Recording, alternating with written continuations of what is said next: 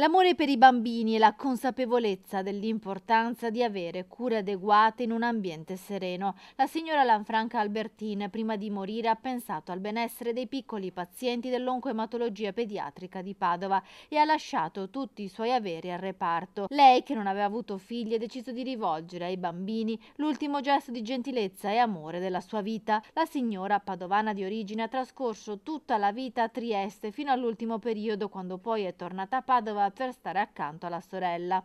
Ad aiutarla nel suo ultimo desiderio di sostenere i bambini meno fortunati, l'avvocato triestino Federico Pastor. La signora, non avendo figli, ha voluto dare un gesto di umanità nei confronti di questi bambini sfortunati, malati di questa terribile malattia, e quindi evidentemente, insomma, è stata spinta da questa solidarietà verso il reparto di oncologia pediatrica dell'ospedale di Padova. La signora Lanfranca Albertin è morta a quasi 90 anni nel 2021. L'iter burocratico per consentire il passaggio dei suoi averi è stato lungo, ma alla fine quanto disposto e vergato nel testamento è stato esaurito. La donazione, circa 100.000 euro, è arrivata nelle disponibilità del reparto di oncoematologia padovano. È stato un gesto veramente di grande amore nei confronti, ripeto, di bambini poco fortunati. Poi la pratica ha avuto un iter piuttosto complicato, perché